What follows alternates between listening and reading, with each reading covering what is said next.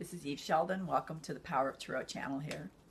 And we're going to do an animal reading here, looking at the higher self of a horse. Her name is Moon, and it's a mare.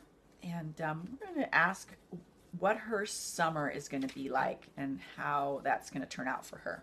I'm going to do a little Celtic cross spread here.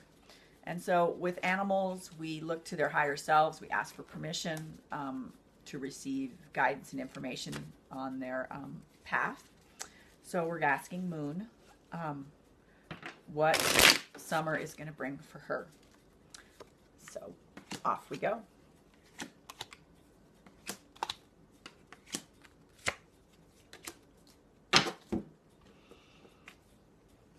So at the top of the spread, we have got the Death and Rebirth card. That's past coming into present time. It can also be an overall influence for her. It's very well aspected. It's in a good position. It doesn't have other cataclysmic cards next to it, so I wouldn't be too concerned about it any portent of actual death. But the Death and Rebirth card symbolizes the closing of old doors and opening of new. So it's naturally, organically realizing that when old doors close, new ones may open. So death can be a good thing, and it's little deaths. It's deaths of habits, of places, different things. So overall, that's what her summer is going to be about. And it has been about closing and opening doors. And in order for a door to open, old ones need to close. So it's understanding that. Matriarch of Shields is at the heart for Moon. That is a master. Matriarch is a master. It's a wiser, more developed feminine energy. Shields represent the earth, money, work, very grounded. So that can be a spirit guide that's going to be with Moon for the summer. And also that will show her how to really embody that really wonderful, grounded feminine energy, which is really a nice thing to see. At the heart on the other side is the Defiance card. So it is a Nine of Pipes, and that's a card can be the card of a rebel, someone who's willing to take chances, to go outside the box in order to have success.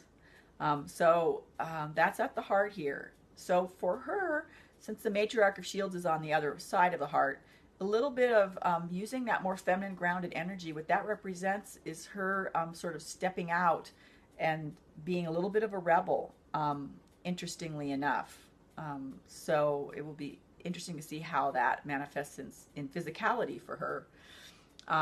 That's what that represents, and that's what it shows. But she will do that. But for her, that mastery of the grounded energy is a little bit rebellious from what she has experienced in the past. But that's also related to that Death and Rebirth card.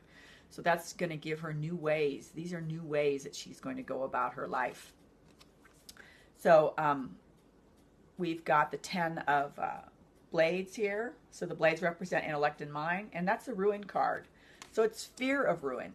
So right now she's a little concerned that these changes may cause things to go in not such a good way. So she will step through the fear of that. It doesn't mean that ruin will actually happen.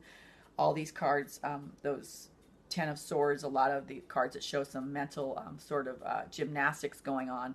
It's just the fear that's there. It's not the ruin itself, but it's the opportunity to take a look at, okay, could I have problems?